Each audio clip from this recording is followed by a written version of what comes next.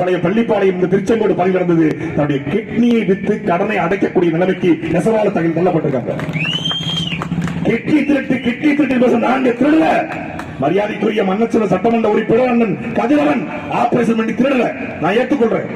அவர் திருடல, ஆனால் அவர் மருத்துவமனையில் தான் திருட்டு நடந்திருக்கு. அவருக்கு யார் பொறுப்பேற்கணும்? ஒரு நெசவாளர் ஒரு பொதுவா ஒரு கிட்னி சந்தை மதிப்பு 1 கோடி ரூபாய்.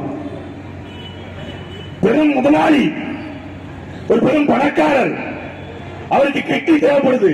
5 கோடி கொடுத்தா கூட கிட்னி கிடைக்காது, சொந்தக்காரன் தரமாட்டான்.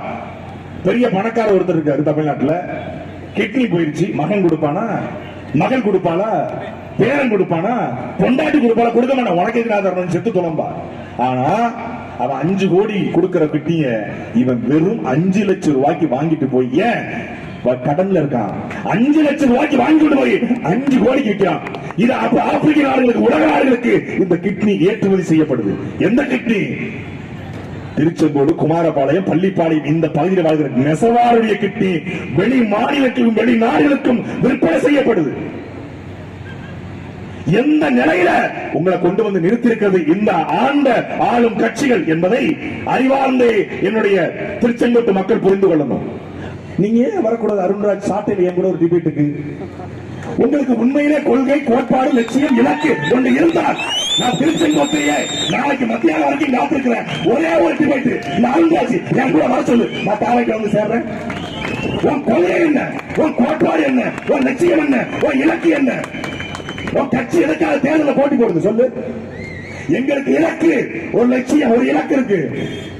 உங்களுக்கு என்ன இலக்கு?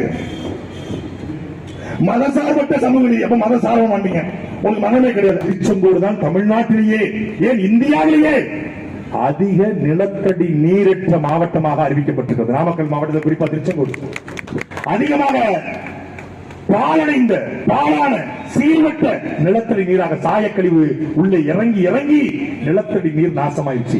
மறுசுழற்சி நெசவு வைத்திருக்கிற நெசவாளர்கள் அவங்க விரும்பலதான், ஆனால் அதை சொல்வதற்கு அரசு இல்ல. மறுசுழற்சி பண்ணுங்க, சாய கழிவுகளை மறுசுழற்சி பண்ணி நீங்களே பயன்படுத்தாங்கிற முறை இந்த அரசு இல்ல.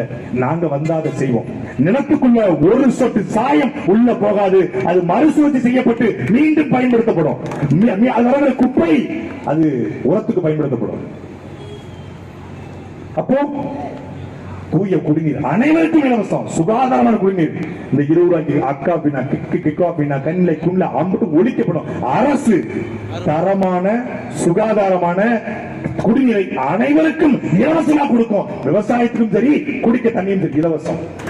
இதுவரைக்கும் தமிழக சட்டசபையில முதலமைச்சர் கேட்ட கேள்விக்கு சட்டமன்ற உறுப்பினர்கள் எதுக்கு வெளிநடப்பு செஞ்சா பார்த்திருப்பீங்க.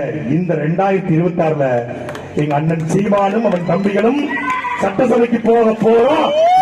கேட்கிற கேள்வியில எவரா இருந்தாலும் எதிர்கட்சி தலைவராக இருந்தாலும் முதலமைச்சர் வெளிநடப்பு செய்ய போற காலம் உருவாகிவிட்டது. சட்டசபையில எங்கள் ஆட்டம், எங்கள் கணக்கு துவங்க போது எழுதிச்சுவோம். இன்னைக்கு திருச்செங்கோடு 24 25 24 சரியா மணி 9:15. சத்தியமா சொல்றேன், இந்த அர்த்த நாதீஸ்வருக்கு ஒரு சக்தி இருக்குங்களா? எங்கள் பாட்டன் சுப்பாராயனுக்கு ஒரு சக்தி இருக்குங்களா? எங்கள் பாட்டன் தீரை சின்னவன் ஆழ்ந்தா மூச்சு காட்டு உண்மை என்றால் சீமான் பிள்ளைகளை இந்த தேர்தலில் வெள்ள வைக்கலாம்.